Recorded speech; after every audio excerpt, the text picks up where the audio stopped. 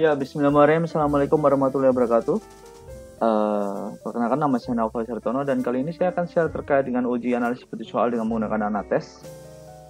Ya, ini adalah tampilan awal Anates, tampilan awal teman-teman. Jadi menarik juga di sini karena ada satu yang menarik. Oke, kita bahas dari awal. Kalimat pertamanya adalah selamat berjumpa dengan Anates. Terima kasih Anda telah menggunakan software ini. Anates dikembangkan oleh Dr. Andes Karnoto, MPD, dan Yudi Wibisono. Wah, kita sangat bangga ya dengan orang Indonesia ini. Dan sudah dipatenkan. Oke. Nah, ini yang menarik. Dilarang memperbanyak atau mengcopy tanpa izin tertulis dan pengembang, kecuali Anda menyumbang 75.000 per kopi ke masjid atau panti asuhan di mana saja. Jadi kalau misalnya kita mengcopy ini, gitu ya, kita punya tanggung jawab moral untuk menyumbangkan 75.000 ke masjid atau panti asuhan di mana saja. Oke, gitu ya. Nah, di sini ada beberapa hal yang yang ditampilkan, yaitu jalankan atas pilihan ganda, uraian, email ke pengembang, dan lihat dulu ya Anates. Kita akan klik di sini. Oke. Di sini kita akan menganalisis butir soal uraian. Ini ada beberapa pilihan yang keluar, buat file baru, dan baca file yang ada. Nah, buat file baru, misalnya kita jumlah subjek kita bikin sedikit saja ya, atau enggak kita bikin real aja deh, yang mirip kayak punya universitas gitu. Ya, tapi kan universitas juga ada yang cuma 10 ya, 10 saja. Nah, yang kita bikin real soalnya biasanya kan cuma ada 5 atau 6 gitu ya. Terutama di pendidikan matematika kan nggak mungkin soalnya banyak-banyak, pusing. Oke, lanjut. Nah, ini adalah namanya. Jadi ini ada beberapa tampilan yang beberapa hal yang harus kita pahami. Ini adalah nomor root, nomor subjek. Ini nomor butir baru di sini, nomor butir aslinya di sini. Oke. Habis itu nama skor ideal, ini namanya, dan ini skor idealnya. Skor ideal itu maksudnya adalah kalau misalnya soal nomor 1 itu nilainya berapa. Misalnya untuk uraian kan nggak cuma 1 biasanya. Biasanya ya antara, kalau di total 100 biasanya kan gitu. Jadi kalau misalnya kayak punya saya misalnya 20, 30, gimana ya? Ini berapa ya? 20, ini 15 bisa seperti itu. Bobotnya ya, dikasih bobot. Oke, kita kasih nama sekarang.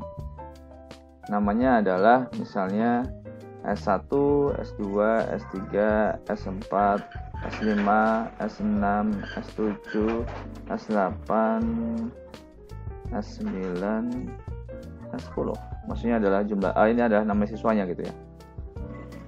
Ya, daripada pusing, kita tulis kayak gini aja. Nah, ini bobotnya misalnya kita asal aja.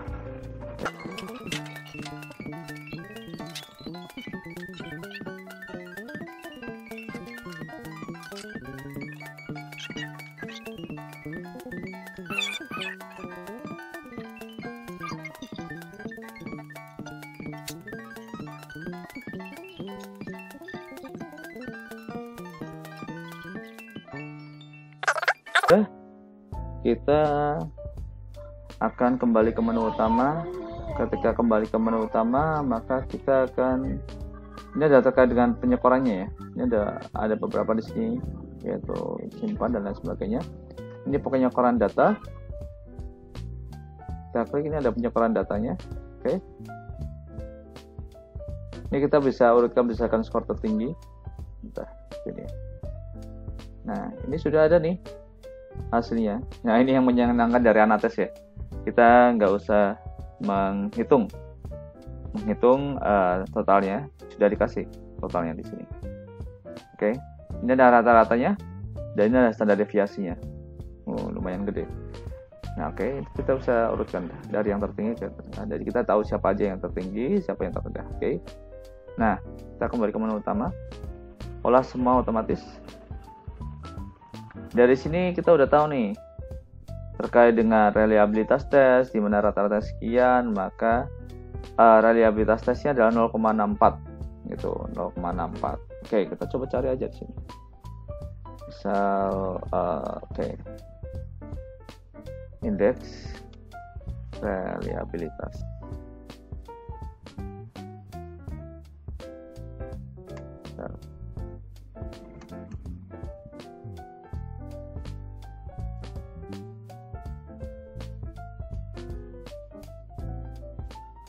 Bentar.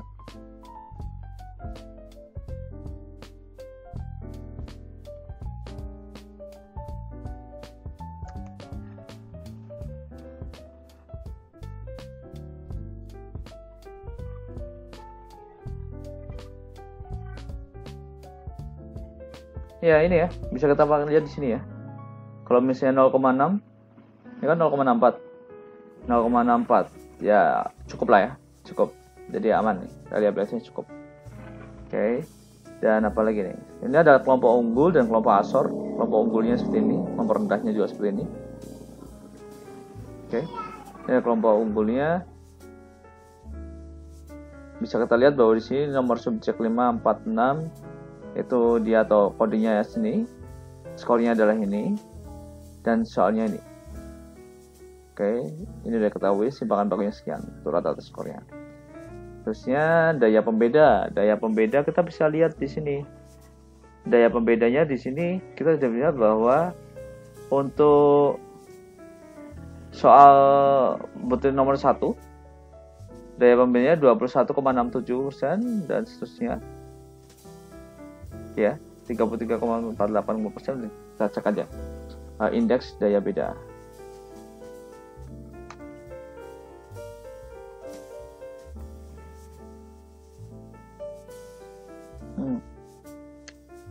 Kalau 0, di bawah 0,2 tingginya rendah, 24 sedang, 47 tinggi, 71 tinggi sekali. Oke, kita cek. Ini berarti hitungannya apa nih? Hitungannya sedang ya, sedang, rendah, sedang.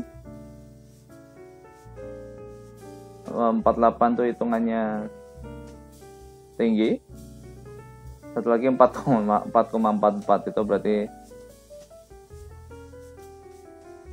apa nih? Sangat rendah ya, sangat rendah. Ya rendah ya, rendah sekali ya. Maaf, rendah gitu. Oke, tingkat kesukaran. Wah, ini asiknya di Anatis tuh gini. Ini tuh bisa langsung kita tahu nih, tanpa kita mikir. Kalau ini kita mesti nyari kayak tadi tuh. Kalau ini kita udah ketahuan. Tingkat kesukarannya mudah, sedang, mudah. Udah ada tafsirannya ya, mudah. Karena kan yang dihitung rata-rata. Langsung ketahuan gitu ya, langsung ketahuan. Nah, ini korelasi butir skor dengan total misalnya gitu ya. Nah, ini ada beberapa, ini ya signifikansi sangat signifikan untuk soal nomor 5 dan 1 tidak kan ya. Ini sudah adanya rekap analisis butirnya. Ini reliabilitas 0,64 butir soal 5 dan seterusnya. Oke. Nah, ini rekapitulasinya, dan ini bisa digunakan sebelum gini. Jadi ini digunakan sebelum penelitian ya. Jadi soal-soal sebelum kita cobakan secara dalam penelitian, maka kita tes dulu. Dari cobakan terbatas ke 10 orang misalnya. Nah, kita tes kayak gini. Ini hasilnya, maka itu bisa jadi evaluasi buat kita, gitu ya. Evaluasi buat kita. Kita balik, misalnya kita ingin melihat reliabilitas, maka reliabilitasnya secara langsung ketahuan. Rata-rata simpangan baku korelasinya reliabilitasnya 0,64. Ini itu hitungannya. Oke. Nah, kita kembali lagi menu utama. Habis itu unggul dan asor tadi udah, daya pembeda. Saya unggul dan asor ini udah ketahuan mana yang atas mana yang bawah nih. Kelompok atas kelompok bawah. Oke. Kelompok bawah berarti kita bisa gunakan untuk remedial misalnya kayak gitu ya. Untuk remedial. Siapa aja yang remedial? Ini orang-orangnya, gitu ya. Ini orang-orangnya, gitu. Terus daya pembeda, cek. Di sini untuk soal nomor 1, 2, 3, 4, 5, daya pembedanya tadi ya, ini cara hitungnya. Rata-rata beda, seterusnya. Ini kita ke kelompok atas dan kelompok bawah. Subjeknya 10, kelompok atas kelompok bawah, N sama dengan 3. Butir soal 5, gitu ya. Terus tingkat kesukaran, mudah, sedang mudah. Oke. Korelasi komputer dengan soal total, ini adalah korelasinya. Oke, dan seterusnya. Dan rekap analisis butir. Nah, ini rekapnya. Jadi kita udah tahu nih. Dari sini kita bisa cetak tuh. Dari sini kita bisa cetak. Oke, cetak file. Nah, ini yang bisa kita gunakan untuk laporan pada penelitian misalnya.